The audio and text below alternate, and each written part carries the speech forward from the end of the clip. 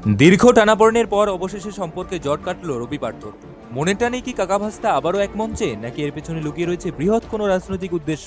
গতকাল কোচবিহারে মহারাজা জগদীপেন্দ্র নারায়ণ ভূপ বাহাদুরের জন্মদিন উদযাপন উপলক্ষে পার্থপ্রতিম রায়ের অফিসে উপস্থিত ছিলেন রবীন্দ্রনাথ ঘোষ। মহারাজাকে স্মরণ করার পর দুজন পাশাপাশি চেয়ারে বসে করলেন চা পান। প্রসঙ্গত, পার্থপ্রতিম রায় কোচবিহারের সাংসদ হওয়ার পরই দুজনে দ্বন্দ্ব প্রকাশ্যে আসে। মঞ্চ থেকে নানা ভাষায় একে অপরকে নাম না করে কটাক্ষ করেন তৎকালীন জেলা তৃণমূল কংগ্রেসের শীর্ষস্থানীয় দুই নেতা।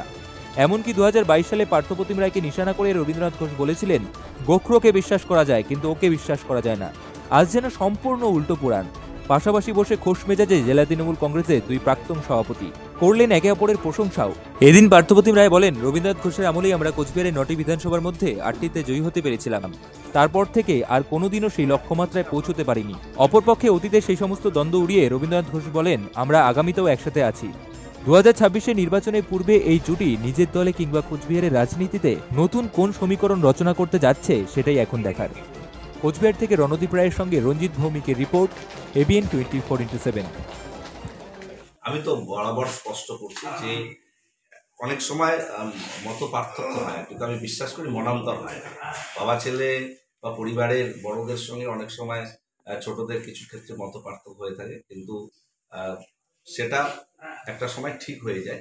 এক্ষেত্রে আমি এটা বলতে পারি, কিছু হয়তো মত পার্থক্য ছিল, কিন্তু মনান্তর কখনো হয়নি। আর কবিবাবু বরাবর আমার কাছে পিতৃতুল্য অভিভাবক সম, তার হাত ধরে রাজনীতিতে আসা, সুতরাং তার সঙ্গে সম্পর্ক আরও নিগুড় হবে, এটাই স্বাভাবিক।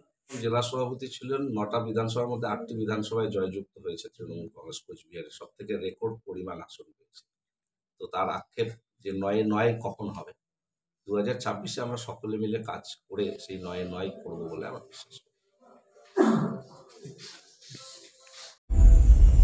PRM বেগরাজ 1997 সালে প্রতিষ্ঠিত হয়েছিল। সবচেয়ে সাশ্রয়ী মূল্যের বাড়ি, উচ্চমানের বিলাসবহুল স্থাপনা ও মাইল ফলক তৈরি করে বাণিজ্যিক প্রকল্পগুলির মাধ্যমে আমরা আজীবনের আস্থা অর্জন করেছি এবং এর জন্য বিভিন্ন পুরস্কারও পেয়েছি। আমরা শত শত মানুষের স্বপ্নের আবাসন তৈরি করছি ও অসংখ্য সম্ভাবনাময় সমাজ গড়ে তুলছি। তবে আর প্রতীক্ষা কিসের? আসুন আমরা সকলে মিলে একটি আধুনিক জীবনযাত্রা গড়ে তুলি। বিস্তারিত জানতে আজই কল করুন। বছর পর উত্তরবঙ্গ রাষ্ট্রীয় পরিবহন সংস্থার অফিসে কি অনুভূতি? এটা একটা আলাদা একটা অনুভূতি অবশ্যই, কারণ জীবনের প্রথমে যখন সরকারের পরিবর্তন দেখেছি, পরিবর্তনের শরিক হয়েছি এবং বিধায়ক হওয়ার পরে এই উত্তরবঙ্গ রাষ্ট্রীয় পরিবহন সংস্থার দায়িত্ব মমতা ব্যানার্জি দিয়েছিলেন হাতে তুলে। একটা কোমায় রুগীর মতো এই সংস্থাটাকে তখন পেয়েছিলাম।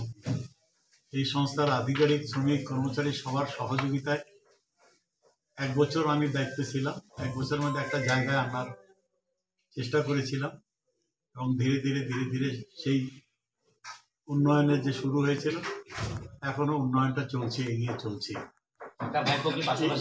এগুলি তো আপনাদের লেখার মধ্যে হয়, আপনাদের টিআরপি বাড়ানোর জন্য আপনারা অনেক কিছু করেন। আপনি বলেছিলেন যে কাকা কেউ কাকা না ডাকে। হ্যাঁ, সেটা যখন বলার বলেছি তখন মানুষের মনে অনেক সময় অনেক কিছু থাকে, সেটা ক্লিয়ার করে বলে ফেললে তখন আর তো কিছু থাকে না ভিতরে, সেটা পরিবর্তনটা পরিষ্কার হয়ে যায়। সেই ধারণা ভাইপো সম্পর্কে কি পরিবর্তন হয়েছে? এখন ওটা ক্ষণিকের ছিল, এখন কাকা ডাকলে কোনো অসুবিধা নেই। এখন তো সবাই ডাকে কাকা, আগেও তো কাকা ডাকে, এই একটু আগে তো কাকা ডাকলো। তাহলে কাকা ভাস্তা যে ডাকটা, এটা চিরন্তন। এটা তো এখন ডাকলে কোনো সমস্যা নেই, কখনো ডাকলে সমস্যা ছিল না। ঠিক আছে।